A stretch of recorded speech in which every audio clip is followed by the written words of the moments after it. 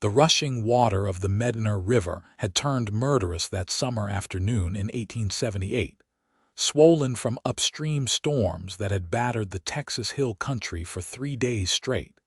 And Harrison Blake watched in horror as a young woman lost her footing on the slick limestone rocks near the bend where the current ran fastest and deepest. Her scream cut through the humid air before the churning brown water swallowed her whole, her yellow dress billowing like a dying sunflower before disappearing beneath the surface. Harrison did not think, did not hesitate, just kicked his boots off and dove headfirst into the torrent that could kill them both. The water was cold despite the heat, pulling at his clothes, filling his ears with a roar that drowned out everything else. He could not see her at first, just the brown swirling chaos, debris from upstream crashes of branches and mud churning past him. His lungs burned as he kicked deeper, searching, refusing to surface without her. Then he saw it, a flash of yellow fabric caught on a submerged log, and her dark hair spreading like ink in the water. He grabbed her waist and pulled, his fingers digging into the soaked fabric of her dress, and with every ounce of strength he possessed, he kicked toward where he hoped the surface would be. They broke through together, both gasping, and Harrison locked his arm across her chest the way his father had taught him years ago when they lived near the Gulf. The current wanted to take them downstream, wanted to dash them against the rocks that jutted up like broken teeth, but Harrison fought it with everything he had. His free arm carved through the water, pulling them inch by painful inch toward the bank. The woman in his arms was coughing, choking on river water, but she was alive and conscious enough to not fight him, which meant they had a chance. His feet finally found purchase on the muddy bottom, and he half dragged, half carried her up the sloping bank, collapsing onto the grass beneath a sprawling live oak.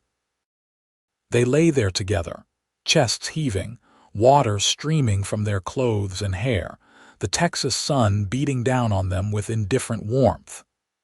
Harrison rolled onto his side, checking to make sure she was breathing properly. Her eyes were closed, her face pale beneath the tan, but her chest rose and fell steadily. "Miss," he said, his voice rough. "Miss, can you hear me?" Her eyes fluttered open, and Harrison found himself staring into the deepest brown eyes he had ever seen, rich as creek-bottom soil and just as full of life.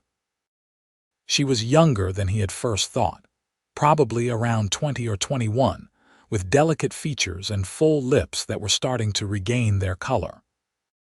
She stared at him for a long moment, taking in his dripping hair, his torn shirt, the scrape on his cheek from where a branch had caught him underwater. Then she reached up with a trembling hand and touched his face, her fingers cool against his skin. "You saved me," she whispered, her voice barely audible over the rush of the river behind them. "You risked your life for a stranger. Could not just stand there and watch you drown," Harrison said, suddenly very aware of how close they were, how his arm was still partially around her waist. He started to pull back, to give her space, but her hand moved from his face to his shoulder, holding him there. "Now I belong to you, Cowboy, forever," she said. The words spoken with such intensity, such absolute conviction, that Harrison felt something shift in his chest, like a door he had not known was locked suddenly swinging open. "Miss, you do not owe me anything," he said, even as his heart hammered against his ribs. "I just did what anyone would do." "No," she said, pushing herself up to sitting, water streaming from her dark hair down her back. "Not anyone. Most people would have been too afraid. But you jumped in without hesitation. I saw you on the bank before I fell. I saw your face when I went under. You did not think about yourself even for a second." Harrison sat up as well, running a hand through his wet hair. "What were you doing out there on those rocks?" "The river has been dangerous all week." A shadow passed over her face. "Running," she said quietly. "I was running, and I was not watching where I was going." "Running from what?" She looked at him, and he saw fear in those brown eyes, real and immediate. "From a man who thinks he owns me because my father owed him money. A man who came to collect a debt by taking me as payment." The anger that rose in Harrison was swift and hot. "What man?" "His name is Garrett Vaughn. He owns the saloon in Bandera and half the land between here and San Antonio. My father gambled away everything we had before he died last month. Mr. Vaughn came to our home this morning with a marriage license already signed by the county clerk he has in his pocket. Said I had a choice between marrying him or watching him burn down the only home I have ever known with all my mother's things still inside." Harrison got to his feet, extending a hand to help her up. "Did you come from Bandera, just outside it?" "My father had a small ranch, 40 acres that Vaughn wanted to add to his holdings." She took his hand, and he pulled her to standing. She wavered slightly, and he steadied her with a hand on her elbow. "I told him I needed time to think, to prepare myself. He gave me until sunset. I knew I could not go through with it, so I ran. I thought maybe I could make it to San Antonio, find work there, start over. But I got turned around in the hills, and when I found the river, I thought I could cross it. I thought wrong." "You are soaked through," Harrison said, looking down at his own dripping clothes. "My horse is tied up near the bend. I have a bedroll and some dry supplies in my saddlebags. We need to get you dry before you catch a chill, even in this heat. Why are you helping me?" she asked, her eyes searching his face. "You do not know me. For all you know, I could be lying about everything." Harrison met her gaze steadily. "You are not lying. I can see it in your eyes. Besides, even if you were, no woman deserves to be forced into marriage to pay off a dead man's debts. That is not how things should work, even if the law sometimes looks the other way. The law does more than look the other way when Garrett Vaughn is involved," she said bitterly. "He has the sheriff and the judge both in his pocket. Half the town works for him in one way or another. Anyone who crosses him ends up losing their business or their land or worse." They walked together through the high grass toward where Harrison had left his horse, a sturdy bay gelding named Flint who was grazing peacefully, despite the earlier commotion. Harrison had been on his way to Bandera himself, hired on as a horse breaker for a ranch just west of town. He had spent the last 3 years working various ranches across Texas, saving his money, learning everything he could about horses and cattle and the land itself. At 26, he had been starting to think about settling down somewhere, maybe buying a small place of his own.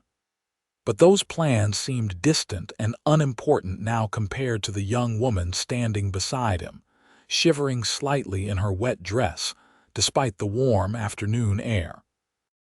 He pulled the bedroll from behind his saddle and unrolled it on a flat stretch of ground beneath another live oak. From his saddlebags, he retrieved a spare shirt and his only other pair of pants. They would be too large for her, but they were dry. "Turn around," she said, taking the clothes from him. Harrison obliged, facing away while she changed. He heard the rustle of wet fabric being removed, the softer sound of the dry clothes being pulled on. When she told him it was safe to turn back, he found her rolling up the sleeves and pant legs, her wet dress draped over a low branch to dry in the sun. Even swimming in his oversized clothes, she was beautiful. "I am Tabitha Nash," she said, extending her hand formally. "Thank you for saving my life, Mr. Blake, Harrison Blake, and you already thanked me." He shook her hand, noting the calluses on her palm. She was not afraid of hard work, this one. "One thank you hardly seems sufficient for what you did," Tabitha said. "I meant what I said, Harrison Blake. You saved my life, and that creates a bond whether you believe in such things or not." "I believe in doing what is right," Harrison said. What we need to figure out now is what comes next. This Vaughn fellow, he will be looking for you when you do not show up by sunset. I know." Tabitha wrapped her arms around herself, though whether from cold or fear, Harrison could not tell. He has men who work for him, rough men who are good at finding things people want to stay hidden. I cannot go back to the ranch. I cannot give him what he wants. Harrison made a decision then that would change everything. "Then you will not. You will come with me." "What?" "I am headed to the Brennan Ranch, just west of Bandera. I was hired to break horses for them, room and board included. The owner is a good man, Patrick Brennan. I met him in San Antonio last month when he was looking for someone with my skills. He will not turn away someone in need, especially not a woman running from a man like Vaughn." "You cannot just take in strays," Tabitha protested, even though hope had sparked in her eyes. "What will people think?" "What will your employer think? Patrick Brennan is not the type to care what people think, and neither am I. As for what they will think, well, we will tell them the truth. That you are a woman in need of protection and honest work, and that I happen to be in a position to help." Harrison began wringing out his own wet shirt, laying it next to her dress to dry. He pulled on a somewhat drier undershirt from his pack. "Can you ride?" "Yes," Tabitha said. "My father taught me when I was young. Before the gambling took hold of him, before everything fell apart, he was a good man, a good father. Then we will ride together to the Brennan place. It is maybe 2 hours from here if we take the high trail instead of going through town. Vaughn will be searching the roads and probably the river downstream. He will not expect you to be heading west." "Why are you doing this?" Tabitha asked again, her voice softer now, uncertain. "You do not know me. You owe me nothing." Harrison looked at her, really looked at her, taking in the determination beneath the fear, the strength in the set of her shoulders despite everything she had been through. "Maybe I believe in bonds," he said quietly. "Maybe I think that when you pull someone from a river, when you feel their heartbeat against your arm and know that they are alive because you refuse to let them die, maybe that does create something. Not ownership, never that, but responsibility, connection." He paused, searching for the right words. "Or maybe I just cannot stomach the idea of any man thinking he can claim a woman as payment for a debt. That sits wrong with me, down in my bones." Tabitha stared at him for a long moment, and Harrison saw something in her expression shift, soften. "I think I was supposed to fall in that river," she said. "I think I was supposed to meet you. Or maybe you were just running and got unlucky with your footing," Harrison said, practical even in the face of her intensity. "Either way, here we are, and I am offering you a way out, at least for now. A place to stay, a chance to earn your keep honestly, and protection from a man who has no right to you." "I accept," Tabitha said without hesitation. "And I will work hard, Harrison Blake. I will earn my place. I am good with horses too, and I can cook and mend and keep house. I will not be a burden." "Never thought you would be," Harrison said, and he meant it. They waited another hour for their clothes to dry enough to be wearable, though they remained uncomfortably damp. Harrison kept watch on the surrounding hills, looking for any sign of riders, but the afternoon remained quiet except for the ever-present sound of the river and the occasional call of a hawk overhead. They talked while they waited, trading pieces of their histories like coins across a table. Harrison told her about growing up in Galveston, how his father had been a ship's captain before a storm took him and his vessel when Harrison was 15. How his mother had remarried a rancher and moved to the hill country, where Harrison had learned to cowboy and break horses. How she had died of fever when he was 22, leaving him alone in the world with nothing but his skills and his determination to make something of himself. Tabitha told him about her mother, who had died giving birth to a stillborn son when Tabitha was 16. How her father had never recovered from the loss. How he had started gambling to forget his grief and ended up losing everything instead. How she had tried to hold their small ranch together, but it was impossible with the debts mounting and her father drinking more than he worked. How his death last month had almost been a relief until Vaughn had shown up with his cruel smile and his false concern and his absolute certainty that she was now his property. I thought about fighting him, Tabitha admitted as the sun began its slow descent toward the western hills. I know how to shoot. My father's rifle is still at the house. But what would that have solved? Either I would have missed and he would have hurt me worse, or I would have hit him and ended up hanged for murder. Men like Vaughn always win. The system is built for them. Not always, Harrison said. Sometimes they get what is coming to them. You sound very certain of that. I have seen it happen. Saw a land baron in East Texas get taken down by the very men he thought he owned. Turned out they were keeping records of every illegal thing he did, every law he broke. When they finally had enough, they went over the heads of the local law to the state authorities. He ended up in prison, and his empire fell apart. Harrison pulled on his mostly dry shirt, wincing at the lingering dampness. Evil men often think they are untouchable right up until the moment they discover they are not. I would like to believe that, Tabitha said, retrieving her dress from the branch. It was still damp but wearable. Turn around again. Harrison did, giving her privacy to change back into her own clothes. When she told him it was safe, she was smoothing down the yellow fabric, wringing out the last of the water from the hem. The dress clung to her in ways that made Harrison look away quickly, focusing on securing his bedroll back onto Flint's saddle. "We should go," he said. "I want to reach the Brennan place before full dark." Flint was a patient horse, standing calmly as Harrison mounted and then reached down to help Tabitha up behind him. She settled onto the horse's back, her arms wrapping around Harrison's waist to steady herself. He could feel her heartbeat against his back, could smell the river water still in her hair mixed with something sweeter, something that was just her. "Hold on tight," he said, and nudged Flint into a walk that quickly became a steady trot. They rode west, keeping to the higher trails that wound through the hills above Bandera.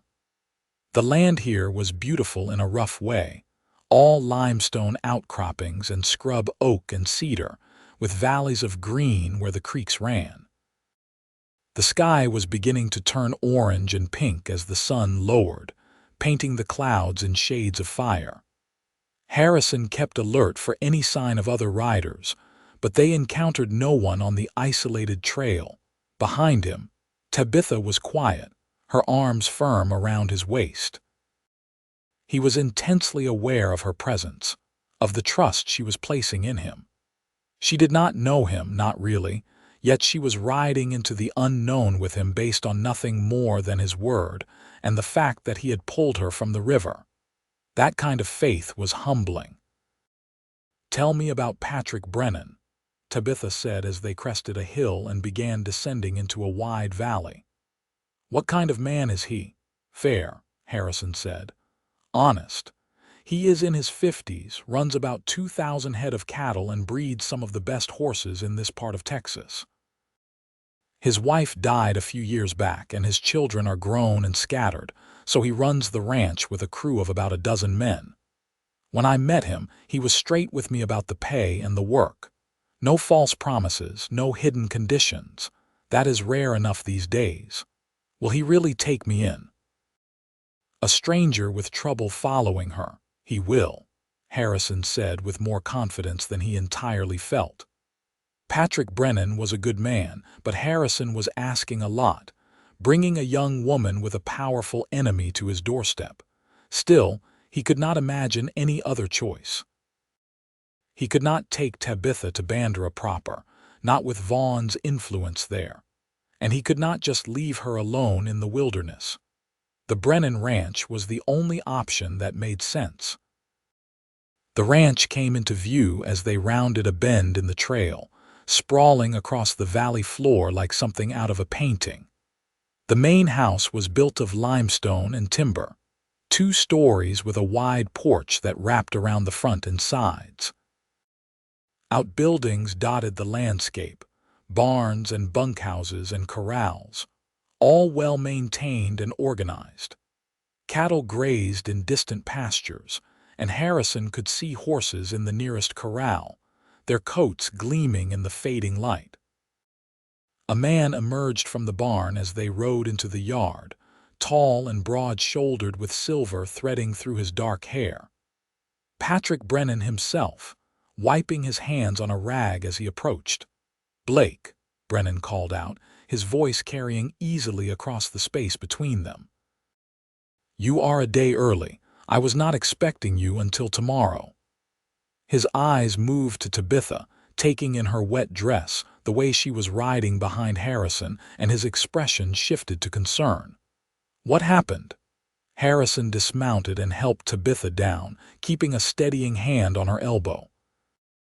"Mr. Brennan, this is Tabitha Nash. I pulled her out of the Medina River about 3 hours ago. She is in trouble and needs help." Brennan's eyes sharpened, but he did not hesitate. "Come inside, both of you. You look like you have had quite an afternoon." He turned toward the house, calling out, "Maria, we have guests." The main house was comfortable and lived in, with worn furniture that invited you to sit and walls decorated with paintings of Texas landscapes and old photographs. A woman emerged from what Harrison assumed was the kitchen, wiping her hands on an apron. She was perhaps in her 40s, with kind eyes and graying hair pulled back in a bun. "This is Maria Gonzalez," Brennan said. "She keeps this place from falling apart and makes sure we all eat better than we deserve." "Maria, this young woman needs dry clothes and hot food. Harrison here apparently went swimming in the river today." Maria took one look at Tabitha's state and immediately moved into action, speaking in rapid Spanish mixed with English as she ushered Tabitha toward the stairs. "You poor thing, you are soaked through. Come, I have clothes that will fit you better than whatever you are wearing. And you are shivering. Hot bath first, then food, then we talk about what kind of trouble brings a girl to our door looking like a drowned cat." Tabitha threw a glance back at Harrison, uncertain, and he nodded encouragingly. "Go on, you are safe here, I promise." When the women had disappeared upstairs, Brennan gestured Harrison into a study off the main room. It was lined with books and papers, with a large desk dominating one corner and comfortable chairs arranged near a cold fireplace. Brennan poured 2 glasses of whiskey from a decanter on a side table and handed one to Harrison. "Tell me," he said simply. Harrison told him everything, from seeing Tabitha fall into the river to learning about Garrett Vaughn and his attempt to claim her as payment for her father's debts. Brennan listened without interrupting, his expression growing darker as the story progressed. "Vaughn," Brennan said when Harrison finished, the name like something distasteful in his mouth. "I know of him. He has tried to buy land from me more than once, always offering less than half what it is worth, and always with barely veiled threats about what might happen if I do not sell. I sent him packing each time. The man is a vulture. Miss Nash says he owns the sheriff and the judge in Bandera." "He does," Brennan confirmed. "The sheriff is his cousin and Judge Parker owes him money. It is an open secret, but no one is willing to challenge it because Vaughn controls too much. He can ruin a man's livelihood with a word, and he is not afraid to use violence when money and influence are not enough." "So what do we do?" Harrison asked. "I could not just leave her. The man was going to force her into marriage." "You did the right thing bringing her here," Brennan said firmly. "Any man who forces a woman into marriage is no man at all. He is something less." He took a sip of his whiskey, thinking, "She can stay here, work for her keep if she insists, though she is welcome regardless. We can use another hand in the kitchen or with the horses if she knows her way around them. Maria could use the help, and Lord knows this place could benefit from a woman's touch beyond what Maria can manage while also feeding a dozen ranch hands. Relief flooded through Harrison. "Thank you, sir. I know I am asking a lot. You are asking me to do what is right, which is never too much to ask. But Blake, you need to understand what you have started here. Vaughn will not give up on her easily. She represents land to him, property he wants. He will come looking, and when he finds her here, there will be trouble." "I can handle trouble," Harrison said. "I believe you can. But can you handle a war? Because that is what this might turn into. Vaughn has a dozen men on his payroll who are good at intimidation and violence. If he decides to push this, we will need to be ready to push back, and that means risk for everyone on this ranch." "Maybe it will not come to that," Harrison said. "Maybe if he cannot find her, he will give up and move on." Brennan gave him a look that was almost pitying. "Men like Vaughn do not give up, Blake. They see the world as something they are entitled to own and control. A woman defying him, escaping his grasp, that is an insult to his authority. He will make an example of the situation one way or another, if only to show others what happens when you cross him." "Then we will be ready for him," Harrison said, hearing the steel in his own voice. "Yes," Brennan agreed. "We will be." They drank in silence for a moment, and then Brennan asked, "What is she to you? You just met her today, yet you speak about her like she matters." Harrison struggled with how to answer that. "I do not know," he admitted. "But when I pulled her from that river, when I felt her heartbeat and knew she was alive, something changed. I cannot explain it better than that. She said she belongs to me now, and I told her that is nonsense, that she does not owe me anything. But maybe I belong to her instead. Maybe saving someone's life creates a bond that goes beyond gratitude or obligation." "You are falling for her," Brennan said, and it was not a question. "I just met her," Harrison protested, but even as he said it, he knew it was not a sufficient argument. Love does not keep a schedule, Blake. It arrives when it wants, how it wants. Sometimes it grows slow like an oak tree. Sometimes it hits you like lightning on a clear day. Sounds to me like you got struck." "That would be foolish," Harrison said. "She has been through trauma today. She is vulnerable and scared and not thinking clearly. Any feelings she expressed were born from that, not from anything real." "Maybe," Brennan said. "Or maybe surviving something terrible together creates the kind of honesty that lets people see each other clearly from the start. No pretense, no games, just raw human truth." He finished his whiskey and set the glass down. "Time will tell, I suppose. For now, let us focus on keeping her safe and figuring out how to deal with Vaughn when he inevitably shows up." They found Maria and Tabitha in the kitchen, where Tabitha was wearing a simple blue dress that fit her properly and had her hair wrapped in a towel. She looked younger somehow, more vulnerable, sitting at the large wooden table with a cup of coffee cradled in her hands. Maria was bustling around preparing food, and delicious smells filled the air. "Better?" Harrison asked, and Tabitha looked up at him with those deep brown eyes. "Much better," she said. "Maria has been wonderful. She says I can stay here and help her with the household work. Is that true?" "Did Mr. Brennan agree?" "He did," Harrison confirmed, pulling out a chair and sitting across from her. "You can stay as long as you need. This is a safe place." "I will earn my keep," Tabitha said firmly. "I will not be a charity case." "Did I say you would be?" Maria interjected, setting a plate of warm cornbread on the table. "This house is too big for one woman to manage alone, especially when there are ranch hands to feed and clothes to mend, and 1,000 other tasks. You will work, girl. Do not worry about that. But you will also be safe and fed and treated with respect, which is more than that bastard Vaughn would have given you."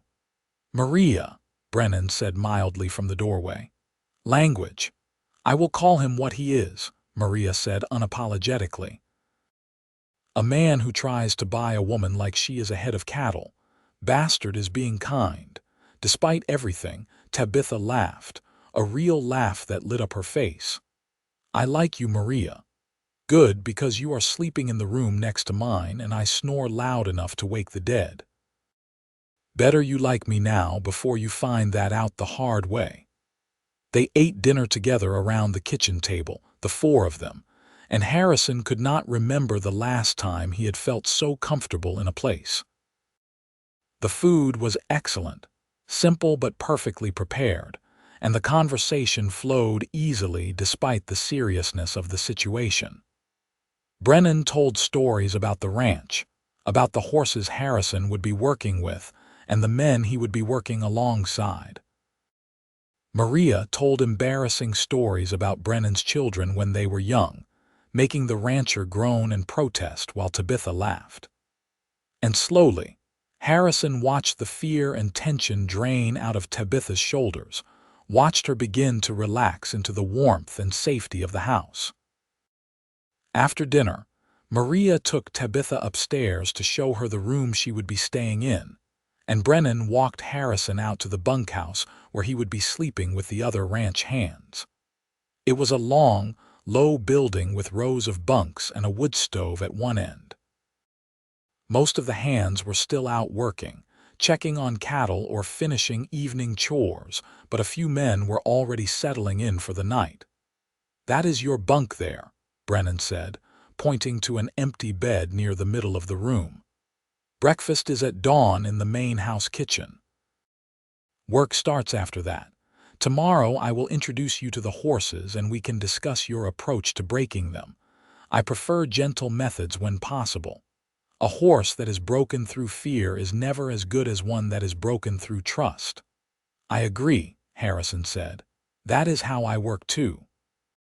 Good. Brennan paused, his hand on the door frame. She is special, that girl, I can see it. Do right by her, Blake. I will, Harrison promised. That night, lying in his bunk while the sounds of sleeping men filled the bunkhouse, Harrison stared at the ceiling and thought about Tabitha. About the way she had felt in his arms, the weight of her, the desperate need to keep her safe. About her brown eyes and her fierce determination, and the way she had said she belonged to him, like it was the simplest truth in the world. He had told her she was wrong, that she did not owe him anything. But maybe Brennan was right. Maybe love did not keep a schedule. Maybe it just arrived, sudden and complete when you least expected it. He fell asleep thinking about her smile. The next week passed in a blur of activity. Harrison rose before dawn each day and worked with the horses, gradually earning their trust and teaching them to accept saddle and rider. It was hard, satisfying work, the kind that left his muscles aching and his mind clear. Patrick Brennan watched him work those first few days and then left him to it, satisfied that Harrison knew what he was doing. During meals, Harrison saw Tabitha, who had settled into life at the ranch with surprising ease. She helped Maria in the kitchen, prepared food for the ranch hands, mended clothes, and kept the main house organized. But she also found time to visit the corrals, where she would lean on the fence and watch Harrison work with the horses. He found himself showing off for her without quite meaning to, demonstrating his skill, wanting her to see what he was capable of. "You are good with them," she said one afternoon, climbing onto the fence to sit on the top rail. She wore one of Maria's work dresses, her hair pulled back in a practical braid, and she looked beautiful in the golden afternoon light. "They just need patience and consistency," Harrison said, running his hand along the neck of a young mare he had been working with. "Most problems with horses come from humans rushing things or using force when kindness would work better." "I think that is true of most things," Tabitha said. "People rush. They use force when they should use kindness. They take when they should ask." Harrison led the mare closer to the fence, close enough that Tabitha could reach out and touch her nose. "Are you talking about horses or about something else?" "Both, maybe." Tabitha stroked the mare's soft nose, and the horse accepted the touch calmly. "I keep thinking Vaughn will appear. Every time a rider comes up the road, my heart stops. Every night I lie awake waiting for him to break down the door and drag me back. But days keep passing and nothing happens." "Maybe he does not know where you are," Harrison offered, though he did not quite believe it himself. "He knows," Tabitha said with certainty. "A man like that, with his resources, he knows exactly where I am. He is just deciding what to do about it. Whether I am worth the trouble of going up against Patrick Brennan, who is one of the few men in this county with enough power and respect to be a real threat to him." "Are you," Harrison asked quietly, "worth the trouble?" Tabitha looked at him, and there was heat in her eyes, something fierce and alive. "To him, I am property, land he wants, an insult that needs to be answered. But to you, Harrison Blake, am I worth the trouble I have brought to your door?" Harrison set his hand on the fence rail next to where she sat, close enough that their fingers almost touched. "You are not trouble," he said. "You are the best thing that has happened to me in a long time, maybe ever." Her breath caught, and for a moment they just looked at each other, the world narrowing down to the space between them. Then Tabitha leaned down and kissed him, quick and soft and sweet, before pulling back with color rising in her cheeks. "Sorry," she said, suddenly uncertain. "I should not have done that." "Yes, you should have," Harrison said, and he reached up to cup the back of her neck, pulling her down for another kiss, this one deeper, more certain.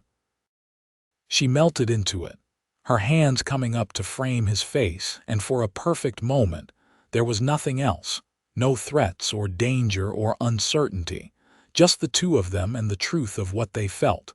When they finally broke apart, both breathing hard, Harrison rested his forehead against hers. "I am falling in love with you," he said. "I know it has only been a week. I know that sounds insane, but it is the truth." "It does not sound insane," Tabitha whispered. "It sounds like what I have been feeling since you pulled me from that river. Like I have been waiting my whole life for you to find me."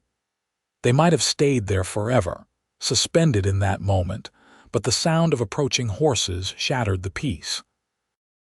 Harrison turned to see 3 riders coming up the road toward the ranch, and even from a distance, he could tell they were not friendly visitors. They rode with the aggressive posture of men who expected trouble and were prepared to deliver it. "Get to the house," Harrison said urgently, helping Tabitha down from the fence. "Tell Brennan we have company." Tabitha ran, and Harrison walked toward the front of the ranch, arriving just as the 3 men pulled up in the yard. They were rough-looking characters, all wearing guns prominently displayed on their hips. The leader was a thick-set man with a scarred face and cruel eyes. "I am looking for Patrick Brennan," the man said without preamble. "You found his ranch," Harrison said evenly. "What is your business?" "My business is with Brennan, not with some horse breaker." The man spat tobacco juice into the dirt. "Go fetch your boss, boy." "I am right here," Patrick Brennan said, emerging from the main house with Tabitha visible in the doorway behind him. "You are on my land and I did not invite you. State your business or leave." "Mr. Garrett Vaughn sent us," the scarred man said. "He wants to speak with you about a girl who belongs to him, a girl we believe is currently hiding on your property." "No one on my property belongs to Garrett Vaughn or anyone else," Brennan said coldly. "Everyone here is free and here of their own choice. The girl's father owed Mr. Vaughn a considerable debt. She is payment for that debt, signed and legal. She ran away and Mr. Vaughn wants her back." "Show me this legal document," Brennan demanded. The scarred man smiled unpleasantly. "Mr. Vaughn has it. You want to see it, you come to town and talk to him yourself." But the girl comes with us today, or there will be consequences. The only people facing consequences today are the three of you if you do not get off my land in the next 10 seconds, Brennan said. And Harrison saw that other ranch hands were emerging from various buildings, alerted by the confrontation. Within moments, they were outnumbered.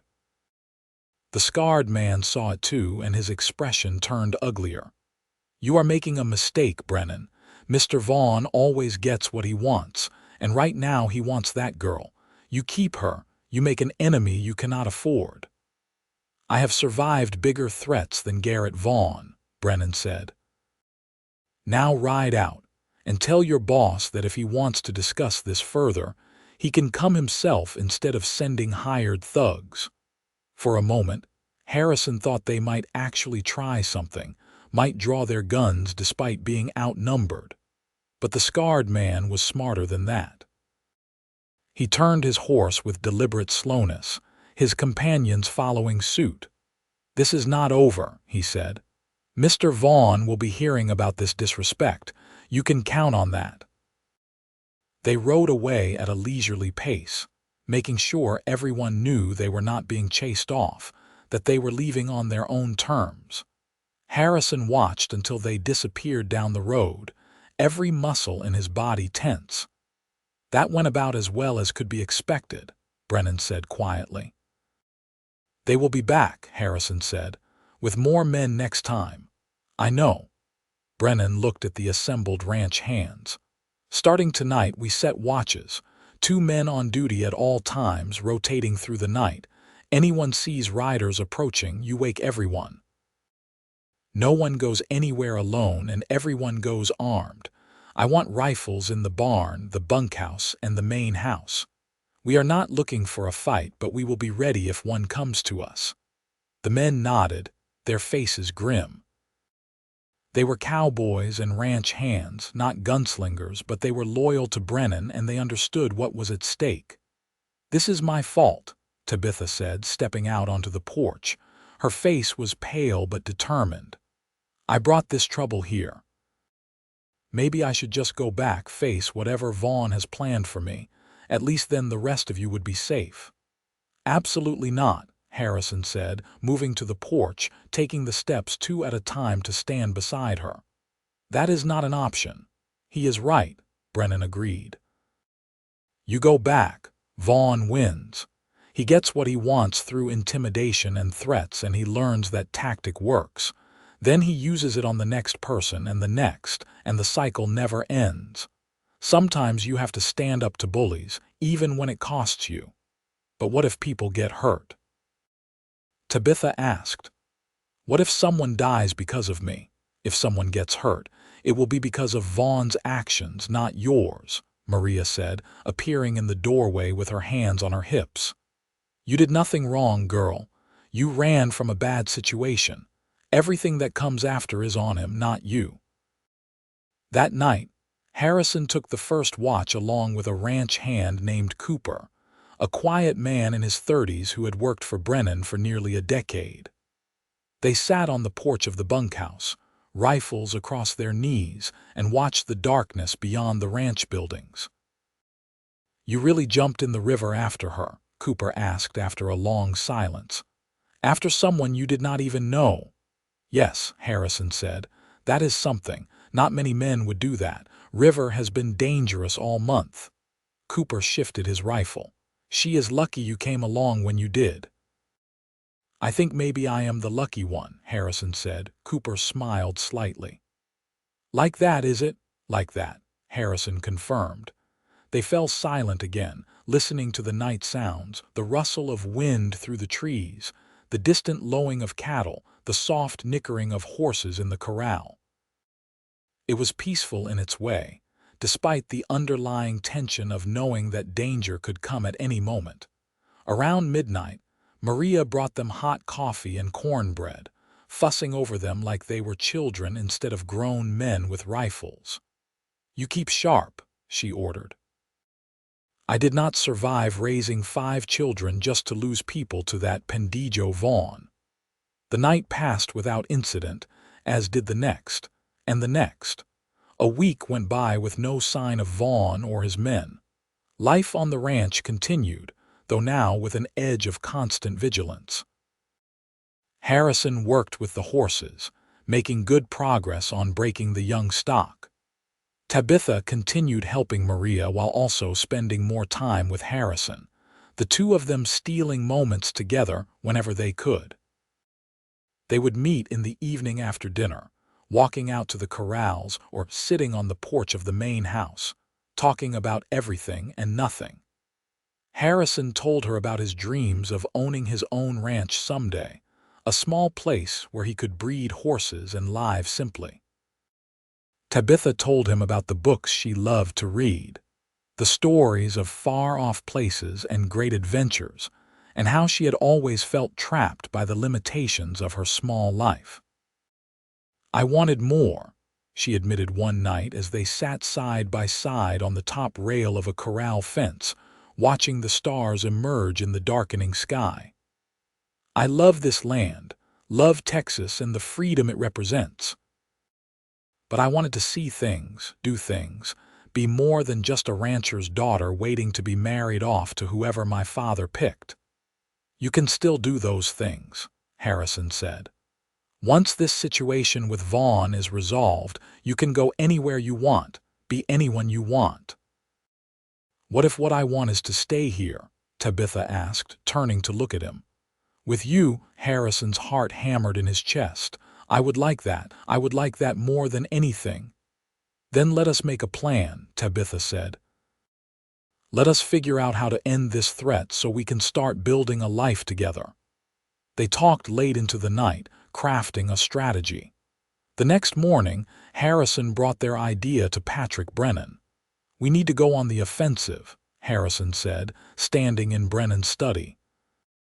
"Right now, Vaughn controls the narrative.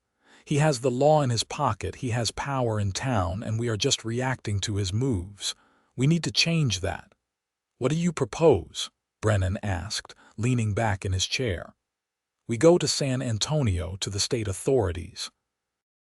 We document everything: Vaughn's attempt to claim Tabitha as debt payment, his threats, the fact that he has corrupted local law enforcement. We make an official complaint and request an investigation. Even if nothing comes of it immediately, it creates a record. It shows that we are not just hiding, we are fighting back through legal means." "That could work," Brennan said thoughtfully. "But it would take time, and there is no guarantee the state authorities would care enough about one woman's situation to take on a local power broker like Vaughn. Which is why we also need insurance," Tabitha said, entering the study. She had been listening from the doorway.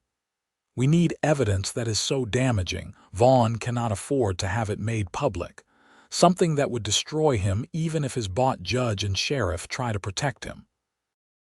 "What kind of evidence?" Brennan asked. "He has been operating for years," Tabitha said. "Buying up land through intimidation, forcing people into bad deals, using violence when necessary. There have to be people in town who have been hurt by him, people who would be willing to talk if they thought it would actually matter.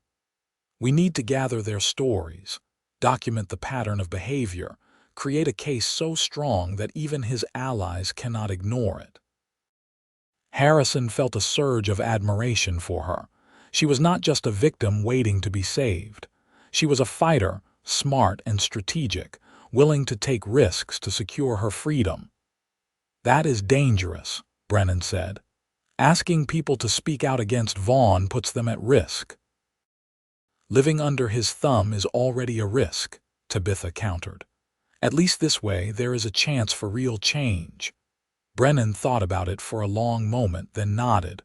"All right, we will try it your way, but we need to be smart about this. Harrison, you go to San Antonio, file the complaint with the state authorities. Take statements from Tabitha and anyone else who is willing to talk. I will reach out to some people I know, see if I can drum up support from other ranchers in the area who have been dealing with Vaughn's tactics. If we present a united front, it becomes harder for him to pick us off one by one." "I want to come to San Antonio," Tabitha said. "No," Harrison and Brennan said simultaneously. "You are safer here," Harrison continued. "San Antonio is a long ride, and if Vaughn is watching the roads, he is definitely watching the roads," Tabitha interrupted. "Which is exactly why I should come. You think he will not recognize you as the man who works for Brennan, the man who is sheltering me. If you go alone, you are a target. If I come with you, at least we are together and we can watch each other's backs." Harrison hated that she had a point. "It is too dangerous." "Everything is dangerous right now," Tabitha said. "I would rather face that danger with you than sit here waiting and wondering if you will come back." They argued about it for another 10 minutes before Brennan finally settled it. "She goes with you," he said. "But you take 2 of my men as well, Cooper and James. They are both good in a fight and know the road to San Antonio well. 4 people are harder to ambush than 1, and if Vaughn's men do try something, you will have backup." And so it was decided. They would leave the next morning, make the ride to San Antonio, and begin the process of building a legal case against Garrett Vaughn.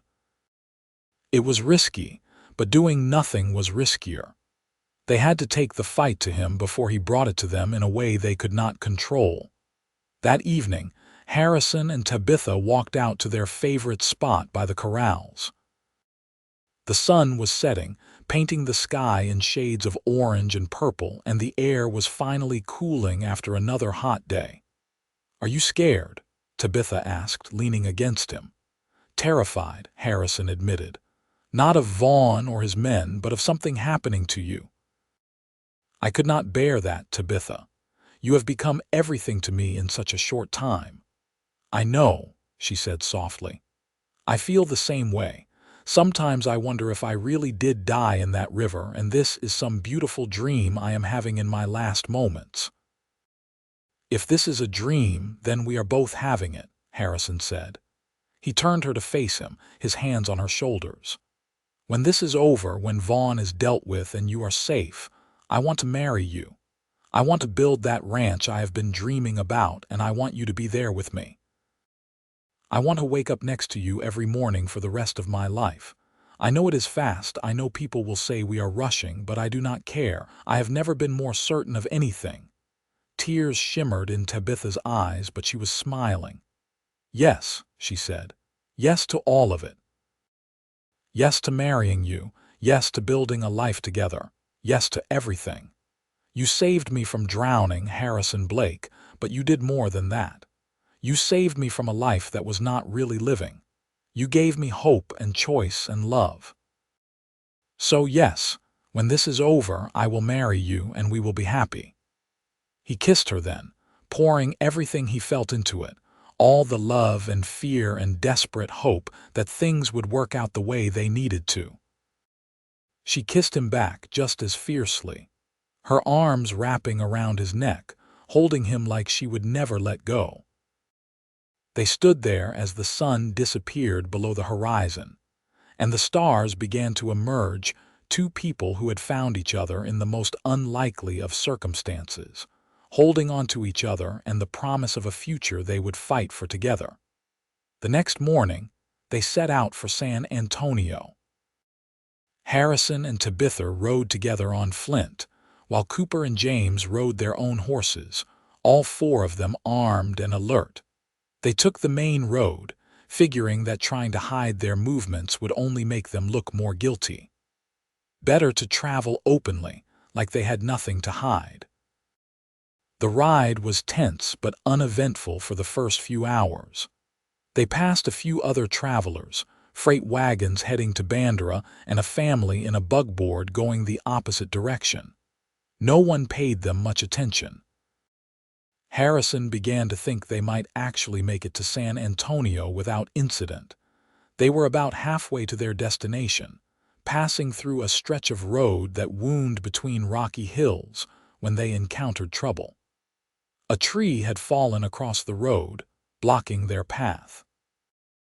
It looked natural at first, like storm damage, but Harrison's instincts immediately screamed warning.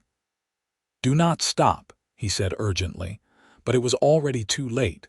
Men emerged from behind the rocks on either side of the road, 6 of them, all armed.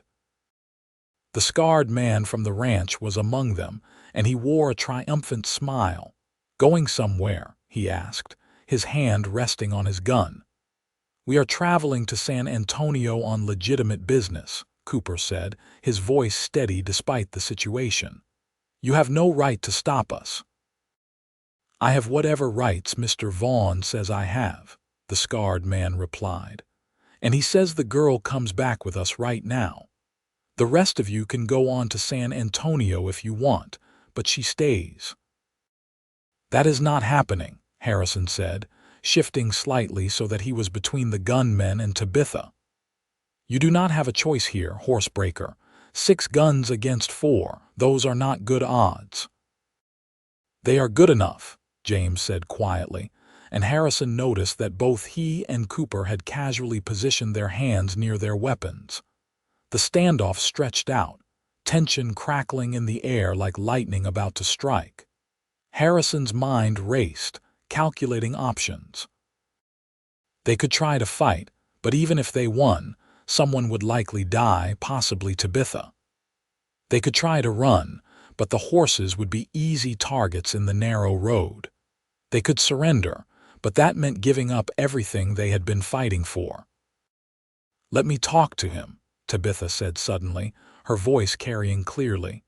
"Let me talk to Mr. Vaughn. If he wants me to come back, he can tell me himself why he thinks he has any claim on me." The scarred man looked uncertain. "Mr. Vaughn gave orders." "Then he can tell me those orders himself," Tabitha said, her voice strong. "I am not some package to be delivered. I am a human being, and if Garrett Vaughn wants to marry me so badly, the least he can do is face me and make his case." It was a gamble, but a smart one. The scarred man did not have the authority to agree to much beyond following orders, but the idea of bringing Tabitha to Vaughn willingly rather than fighting for her was probably appealing. Less risk, same result from his perspective. "We will all go to town," the scarred man said finally. "All of you to Mr. Vaughn's saloon. He can sort this out there." "Agreed," Harrison said before anyone could argue. It was not what they wanted, but it was better than a gunfight in the middle of nowhere. At least in town there would be witnesses. Maybe that would matter. They were escorted back toward Bandera, the 6 gunmen surrounding them like a cordon of prisoners. Harrison kept Tabitha close, his arm around her waist, feeling her tension. She was afraid, he could tell, but she was also angry, and that anger was keeping her strong. "Whatever happens," Harrison whispered to her, "I love you, remember that." "I love you too," she whispered back. "And we are not giving up. No matter what Vaughn says or does, we are not giving up." Bandera was larger than Harrison had expected, a proper town with a main street lined with businesses and homes spreading out in neat rows beyond the commercial center. Vaughn's saloon was the biggest building on the street, a 2-story affair with ornate trim and large windows. A sign above the door proclaimed it, the Silver Star Saloon. They were herded inside, where the mid-morning light streaming through the windows illuminated a space that was surprisingly elegant for a frontier saloon. A long, polished bar ran along one wall, with bottles of expensive liquor displayed behind it. Tables filled the floor space, and a grand staircase led to the second floor. A few patrons looked up as they entered, then quickly looked away, not wanting to be involved. Garrett Vaughn sat at a table in the back, and Harrison immediately understood why people feared him. He was not physically imposing, average height and build, probably in his early 40s. But there was something in his eyes, a cold calculation that marked him as dangerous. He was well-dressed, almost fancy compared to most men in town, and he watched them approach with the confidence of someone who knew he held all the power. Miss Nash, Vaughn said, standing as they approached his table. How thoughtful of you to return, and you brought friends. His eyes moved to Harrison, assessing, dismissive. You must be the cowboy who pulled her from the river. Heroic, I am sure, but ultimately pointless. She was always going to end up back here with me. I asked to speak with you, Tabitha said, stepping forward. Harrison wanted to pull her back, to keep her away from this man, but he forced himself to let her handle this. She was not a child, and she deserved the chance to confront her tormentor on her own terms. And here you are, Vaughn said. What did you want to say? That you have no claim on me. My father's debts died with him. I am not property to be bought or sold. Legally, I am afraid you are wrong, Vaughn said pleasantly, pulling a paper from his jacket pocket. This is a promissory note signed by your father 2 months before he died. He borrowed $5,000 from me and put up his ranch as collateral. When the note came due and he could not pay, we renegotiated. He agreed that if he could not repay the debt within 6 months, you would marry me and the debt would be forgiven. That is insane, Harrison said. No court would uphold that. The court in this town would, Vaughn said. Judge Parker has already reviewed the document and found it legally binding. Your father signed it, Miss Nash. His signature, his deal. All you have to do is honor it. He was drunk, Tabitha said, her voice shaking with fury. He had been drinking for days when you brought him that paper. He did not know what he was signing. He seemed lucid enough to me, Vaughn said with a shrug.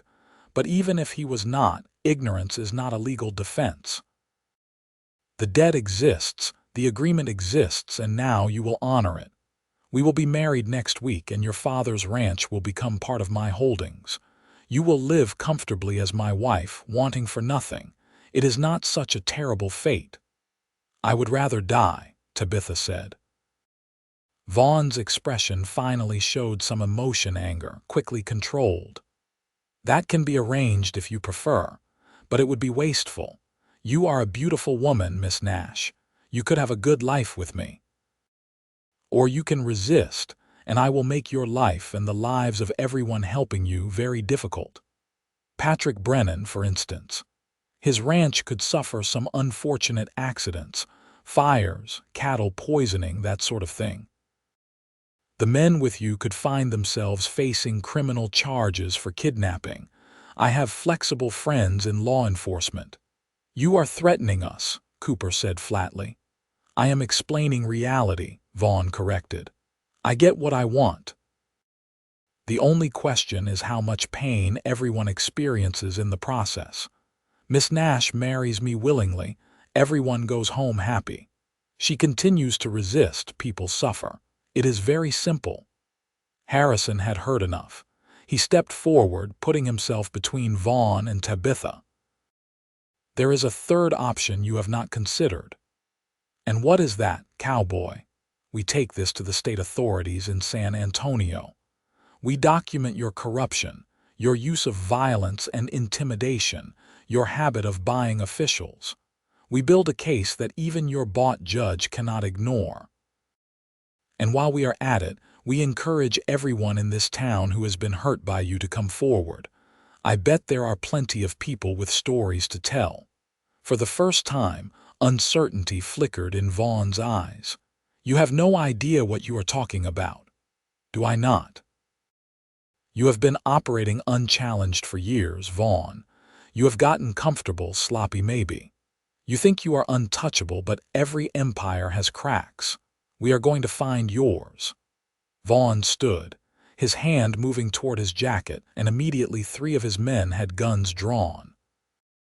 Harrison and his companions tensed but did not draw their own weapons. Not yet.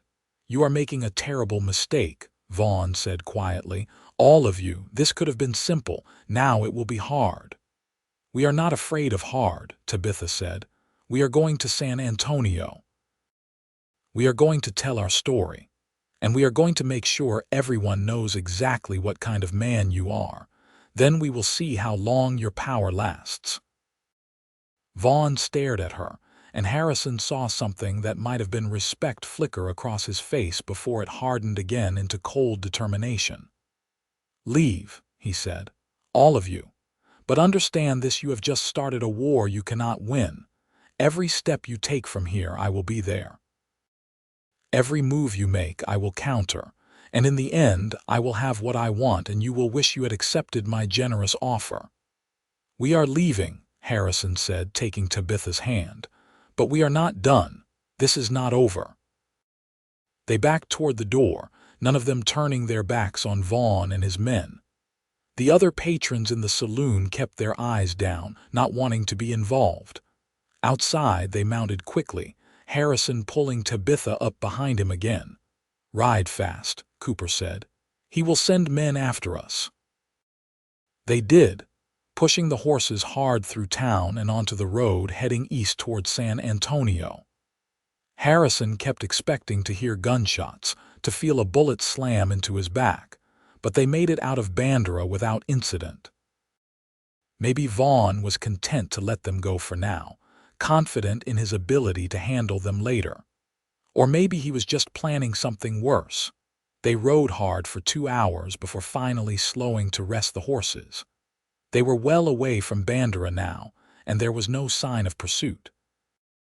Harrison helped Tabitha down, and they all stood breathing hard, the adrenaline of the confrontation finally fading.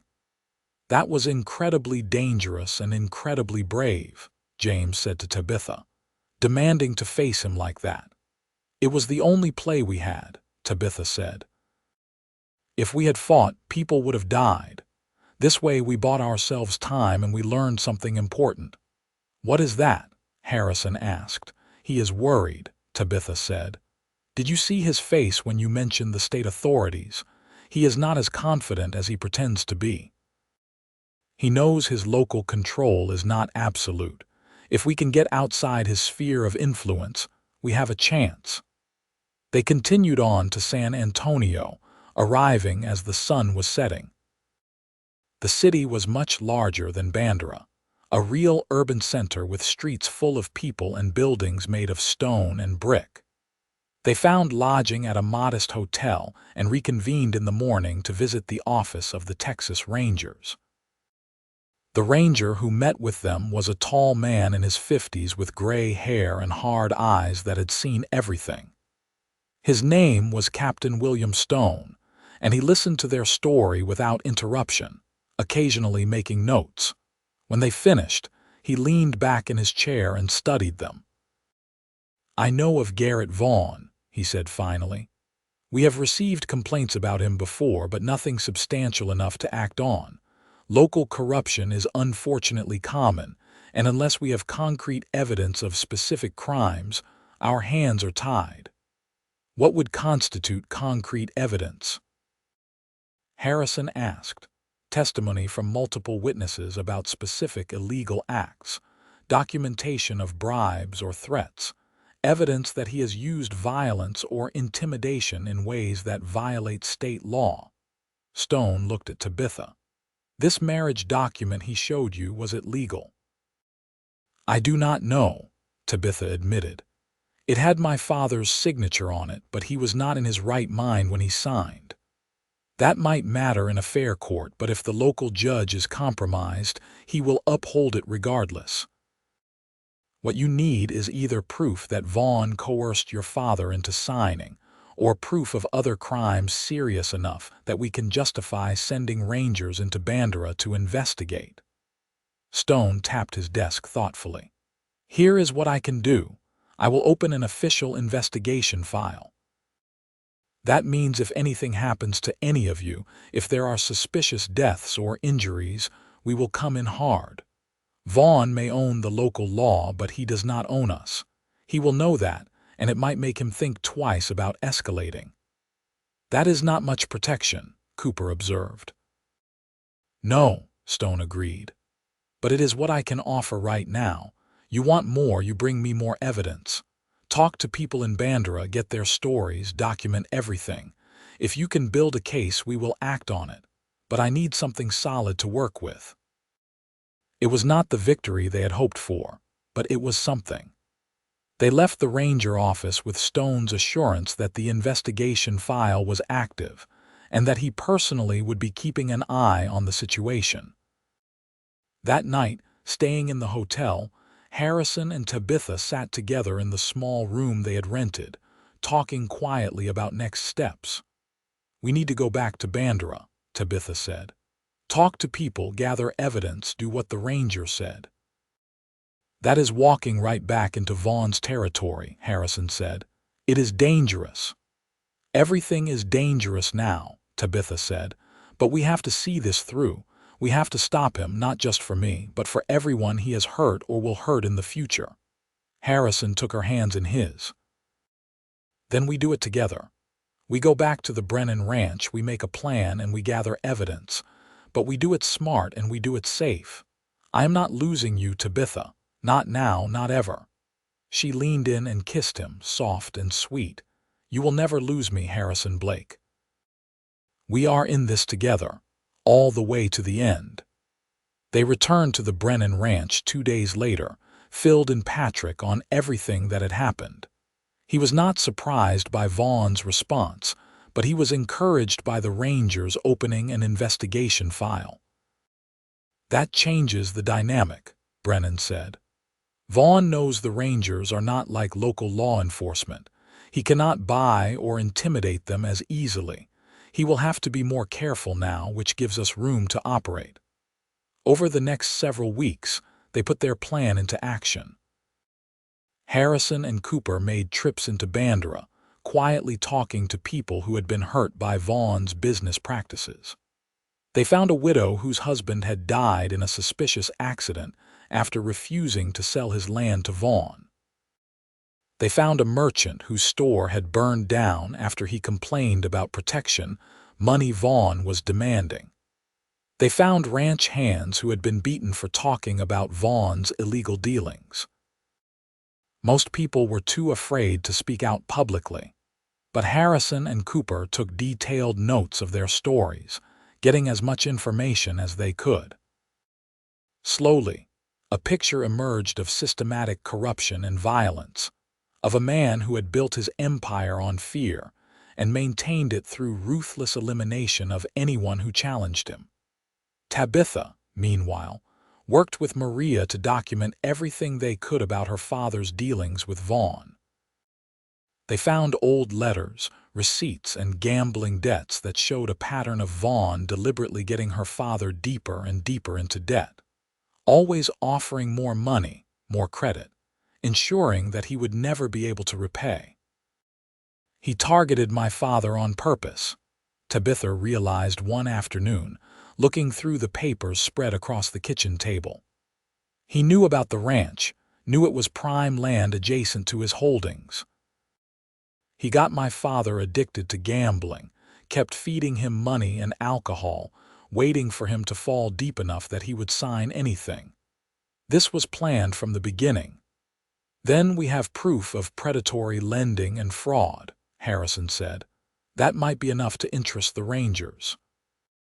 They compiled everything into a detailed report and made another trip to San Antonio to present it to Captain Stone.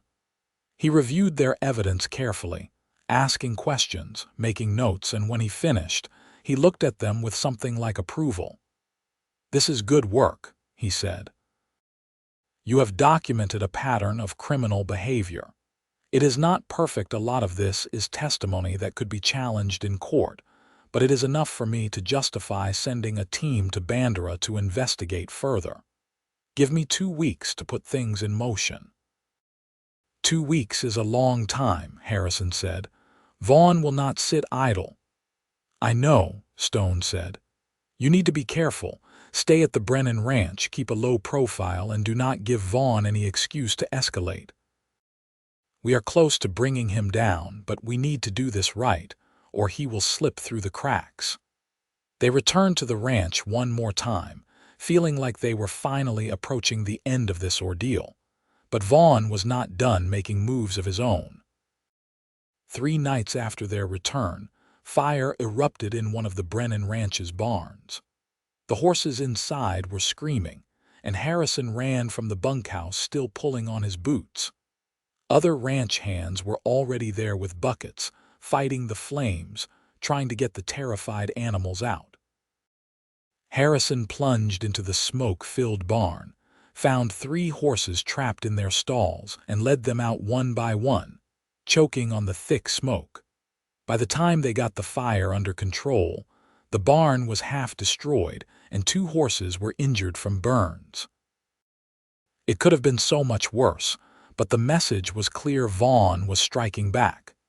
"He knows we went to the Rangers," Brennan said, standing in the smoldering ruins the next morning. "He knows we are building a case and he is trying to intimidate us into backing down." "It will not work," Harrison said. His face was smudged with soot, his hands blistered from handling hot wood, but his voice was steady. "We are too close to let him scare us off now."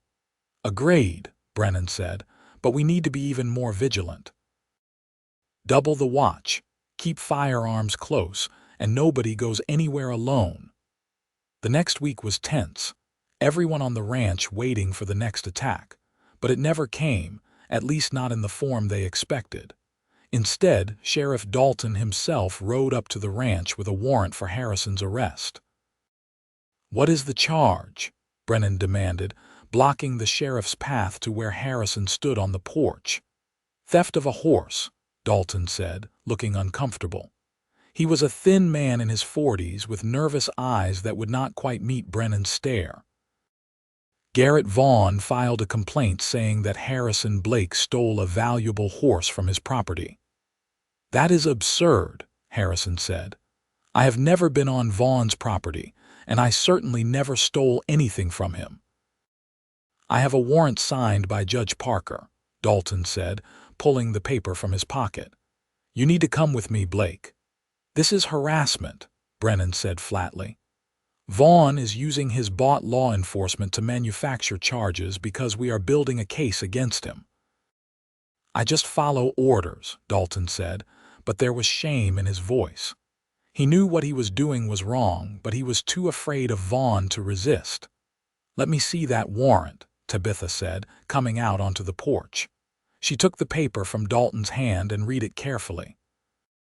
"This says the alleged theft occurred last Tuesday at approximately 2 in the afternoon. Harrison was here at the ranch last Tuesday, working with horses in the corral. I was there. Maria was there. Cooper and James were there. We can all testify to his whereabouts."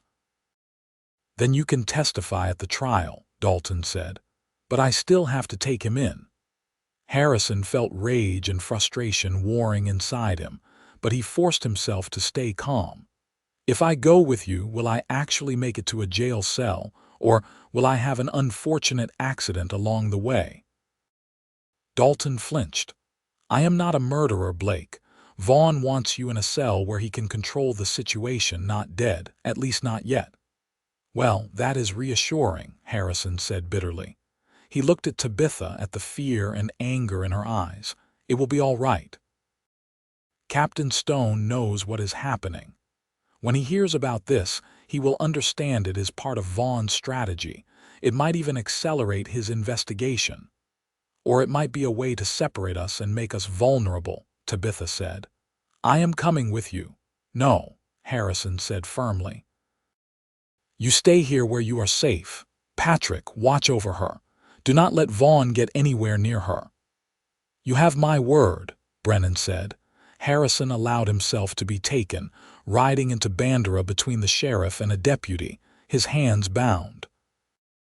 The jail was a small stone building on a side street, with 3 cells and a single room for the sheriff's office. They locked Harrison in the farthest cell and left him there. Hours passed. Harrison sat on the narrow bunk and waited, wondering what Vaughn's plan was. The false charge would not hold up, not with multiple witnesses to place him elsewhere. But maybe that was not the point. Maybe the point was just to demonstrate power, to show that Vaughn could reach out and touch them whenever he wanted. As darkness fell, a figure appeared outside the cell. Garrett Vaughn himself, holding a lamp that cast flickering shadows across his face. "Hello, Blake," Vaughn said pleasantly. "Comfortable? What do you want, Vaughn, to make you an offer?" "Drop your investigation, convince Miss Nash to stop cooperating with the Rangers, and I will drop all charges against you. You can go back to breaking horses, and I will even agree to leave the Brennan Ranch alone. All you have to do is walk away. And if I refuse, then you will be convicted of horse theft. Judge Parker will sentence you to 10 years in prison. Miss Nash will have no one to protect her, and when she is vulnerable enough, I will claim what is rightfully mine. Patrick Brennan will face more accidents at his ranch until he is financially ruined. Everyone who helped you will suffer, or you can end all of this now with one simple choice." Harrison stood and walked to the bars, looking Vaughn in the eye. "Go to hell," he said clearly. "I would rather spend 10 years in prison than give you one thing you want. And you will not get away with this. The Rangers are already investigating you. Captain Stone knows about the fire at the Brennan Ranch, knows about these false charges, knows everything we have been documenting. You are finished, Vaughn. You just do not know it yet." Vaughn's pleasant expression cracked, showing the rage beneath. "You stupid cowboy. You think the Rangers care about some petty corruption in a small town. They have bigger problems. By the time they get around to investigating me, I will have cleaned up every loose end. Starting with you and your precious Tabitha." "Threatening a prisoner," Harrison said. "Sheriff Dalton is right outside. Does he know you are in here making threats?" "Dalton knows to mind his own business," Vaughn said, but he took a step back from the bars. "Enjoy your cell, Blake. You will be here a long time." He left, taking the lamp with him, and Harrison was plunged into darkness. But he was not afraid. Vaughn was making mistakes now, letting his anger control him. Threatening Harrison directly, manufacturing obvious false charges, escalating when he should have been more subtle. The man was losing his grip, and that meant they were winning.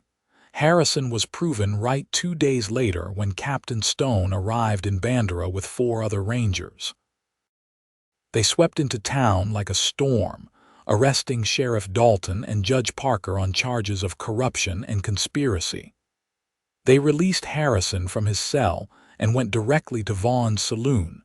Harrison insisted on being there for it, and Stone allowed him to accompany them. They found Vaughn in his office on the 2nd floor, surrounded by papers that he was frantically trying to burn in his fireplace. "Garrett Vaughn," Stone said formally, "you are under arrest for fraud, extortion, witness intimidation, and conspiracy to commit arson. You have the right to remain silent, but anything you say can be used against you in a court of law." Vaughn's face went white, then red with fury. "You cannot do this. I have rights. I have connections in Austin. Your connections will not help you," Stone said. "We have been building a case against you for weeks, and what Mr. Blake and Miss Nash provided was just the final piece. We have testimony from 24 people, documentation of illegal deals, evidence of bribery and violence. You are finished." They hauled Vaughn away in chains, and Harrison felt something loosen in his chest, like a band that had been constricting his breathing finally snapping free. It was over. Really over. He rode back to the Brennan Ranch at full speed, barely able to contain himself. When he arrived, Tabitha was in the yard and she ran to him before he could even dismount. He caught her, spinning her around, both of them laughing and crying at the same time. "They arrested him," Harrison said. "Stone arrested Vaughn and the sheriff and the judge. It is over, Tabitha. You are free." She kissed him then, right there in front of everyone, a kiss full of joy and relief and love. When they finally broke apart, the assembled ranch hands were cheering. Patrick Brennan walked over, a broad smile on his weathered face. "I suppose this means you two will be getting married soon." "As soon as possible," Harrison confirmed, looking down at Tabitha. "If she will have me." I already said yes weeks ago, Tabitha reminded him. Try to keep up, Cowboy. They were married a month later in a small church in San Antonio, with Captain Stone serving as one of the witnesses and Patrick Brennan walking Tabitha down the aisle since her father was not there to do it. Maria cried through the entire ceremony, and Cooper and James stood up as Harrison's groomsmen. It was simple and perfect, exactly what they wanted. The legal proceedings against Vaughn took months, but the outcome was never in doubt. With the Rangers taking over the case and moving it to San Antonio, where corruption had not taken root, Vaughn was convicted on multiple charges and sentenced to 20 years in prison. His empire collapsed, his properties were sold to pay restitution to his victims, and Tabitha's father's ranch was returned to her as rightfully hers. She sold it immediately, not wanting anything that reminded her of those dark times. The money from the sale, combined with what Harrison had saved, was enough to buy a small ranch about 20 miles from the Brennan place. It was 200 acres of good land with water access and enough grass to support a small herd of cattle and the horses Harrison wanted to breed. They built a house together, literally built it with their own hands with help from Cooper and James and other ranch hands from the Brennan place who came on their days off. It was not fancy, just a simple 4-room structure, but it was theirs, built with love and hope and determination. The first year was hard, the way first years on a ranch always are. They worked from dawn until well past dark, building fences, breaking horses, learning how to manage cattle. But they did it together, and that made all the difference. Harrison would look up from repairing a fence post and see Tabitha riding in from checking the herd, or he would come in exhausted from a day of breaking a difficult horse and find her cooking dinner while humming to herself, and he would feel like the luckiest man alive. You ever regret it? He asked her one evening as they sat on their porch watching the sunset. She was leaning against him, his arm around her shoulders, both of them tired but content. Regret what? Everything. Falling in that river, being saved by a stranger, having your whole life turned upside down. If you had not run from Vaughn that day, if you had not fallen in the river, your life would be very different now. It would be worse, Tabitha said without hesitation. I would either be trapped in a marriage to a monster, or I would be dead, or I would be running forever. Instead, I am here with you, building a life I actually want to live. I would not change any of it, Harrison, not one single thing. Even the scary parts, especially the scary parts. They showed me what I am capable of. They showed me that I am stronger than I thought, braver than I believed. And they brought me to you. She turned to kiss him softly. You saved my life in that river, but you also saved me from a life that was not worth living. You gave me choice and freedom and love. That is worth every scary moment. 2 years after their wedding, Tabitha gave birth to their first child, a son they named Thomas after Tabitha's father, hoping to honor the good man he had been before grief and gambling destroyed him. The birth was difficult, and Harrison spent hours pacing outside their bedroom while Maria and a midwife from San Antonio worked to help Tabitha through it. When he finally heard the baby's cry and was allowed in to see his wife and son, he broke down and wept with relief and joy. Tabitha was pale and exhausted but smiling as she held their son.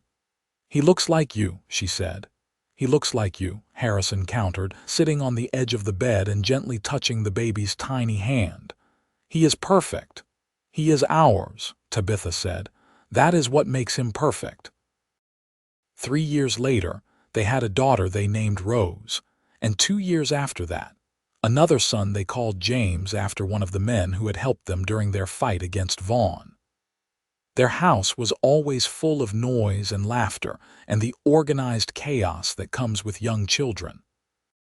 Harrison built a reputation as one of the best horse breeders in the region, and their small ranch slowly grew into something more substantial. They never became wealthy, but they were comfortable, and more importantly, they were happy. The work was hard but satisfying, the land was beautiful, and they were surrounded by friends and family. Patrick Brennan became like a grandfather to their children, visiting often and spoiling them shamelessly. Maria taught Tabitha all her best recipes and would come stay for weeks at a time to help when the babies were young. Cooper and James both eventually married and started ranches of their own nearby, and their families became close, their children growing up together. Sometimes, on quiet evenings when the children were asleep and they had the house to themselves, Harrison and Tabitha would sit on their porch and talk about the day that had changed everything. The day she fell in the river and he jumped in after her without thinking twice. "Do you think we would have met anyway?" Tabitha asked one such evening. "If the river had not brought us together, I like to think we would have," Harrison said. "But I do not know. The world is big and chance is strange. Maybe we would have passed each other on a street somewhere and never known what we were missing, or maybe fate would have found another way to bring us together." "I do not believe in fate," Tabitha said. "I believe in choices. You chose to jump in that river. You did not have to, but you did. And I chose to trust you when you said you would help me. Everything that came after, all the good and the hard and the scary, it all came from those choices. Then I am grateful we both chose wisely," Harrison said, pulling her closer. "Me too, Cowboy," Tabitha said, using the nickname she had given him that first day by the river. "Me too." Years passed and their children grew. Thomas became a horse breaker like his father, with the same patience and skill that Harrison had demonstrated his whole life. Rose married a lawyer in San Antonio and split her time between the city and the ranch, bringing her own children to visit and run wild on the land their grandparents had built. James became a rancher, taking over more of the day-to-day operations as Harrison and Tabitha grew older. They never forgot what they had survived together, the battles they had fought, the odds they had overcome. But those memories became just one part of their story, not the defining element. What defined them was what they had built in the aftermath: the family, the ranch, the life filled with love and purpose and hard-earned contentment. On their 40th wedding anniversary, their children threw them a celebration at the ranch. Friends and family came from all over Texas, filling their home and yard with laughter and music. Someone made a speech about how Harrison and Tabitha were an inspiration, proof that true love could overcome any obstacle. Tabitha laughed and said the speech was too romantic, that the truth was simpler. They had just been two stubborn people who refused to give up on each other or themselves. But that night, when the party was over and they were alone in their bedroom, the same one they had shared for 4 decades, Harrison took her hand and said, "You are wrong, you know." "About what?" "About it not being romantic. Everything about us is romantic. The way we met, the way we fought for each other, the way we have built this life together. If that is not romance, I do not know what is." Tabitha smiled, the same smile that had captured his heart 40 years ago. "Maybe you are right, but if our story is romantic, it is the real kind of romance. Not the easy kind from books where everything works out without effort. The kind where you choose each other every day, where you work hard and fight through problems and build something that lasts." "That is the best kind," Harrison agreed, "the kind worth having." They grew old together, their hair turning gray, their hands developing calluses and arthritis from years of hard work. But they never stopped choosing each other, never stopped building their life together. They watched their grandchildren grow and then their great-grandchildren. They saw Texas change and modernize, saw the Wild West they had known gradually transform into something different. But through it all, They remained constants for each other, the one thing that never changed. Harrison died first at the age of 89, peacefully in his sleep with Tabitha beside him. His last words to her were, "I would jump in that river again. Every time." Tabitha lived another 3 years, surrounded by the family they had created on the land they had built together. When she finally followed Harrison, she was buried beside him on a hill overlooking their ranch, under a simple stone marker that read, "Harrison Blake and Tabitha Nash Blake. They saved each other." Their children and grandchildren kept the ranch running, honoring the legacy of hard work and love that Harrison and Tabitha had established. The story of how they met, how a drowning woman was saved by a cowboy who jumped into a dangerous river without hesitation, became family legend, told and retold to each new generation. And on quiet summer evenings, when the Texas sun was setting and painting the sky in shades of gold and orange, the family members who lived on the ranch would sometimes sit on the porch of the old house and feel like Harrison and Tabitha were still there, still watching over the life they had created, still choosing each other across whatever distance separated the living from the dead. Their love story had started in a moment of terror and desperation, with a woman drowning and a man refusing to let her die. But it had become something so much more than that dramatic beginning. It had become a lifetime of partnership and devotion, of shared joys and shared struggles, of children raised and a ranch built, and a legacy created that would outlast them both. When people in the area talked about great love stories, they always mentioned Harrison and Tabitha Blake. Not because their story was perfect or easy, but because it was real. Because they had taken a single moment of chance and courage and built from it a life that mattered, that made a difference, that proved love was worth fighting for. And somewhere, in whatever place souls go when they leave this earth, Harrison and Tabitha were together still, laughing at the grandchildren they had never met, watching over the ranch they had built, and remembering that day by the Medina River when everything changed.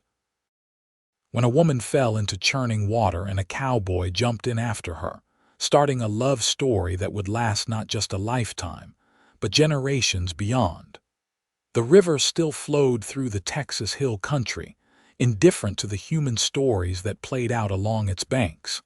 But the land remembered. The ranch remembered. And the family remembered the truth that Harrison and Tabitha had proven with their lives, that the greatest love stories are not about people who never face hardship, but about people who face hardship together and refuse to let it destroy what they have built. That sometimes the best things in life start with a moment of desperate courage, a choice to jump into dangerous waters because saving someone else matters more than your own safety. That was how their story began. And it was how, in the hearts and memories of everyone who knew them, their story would continue forever.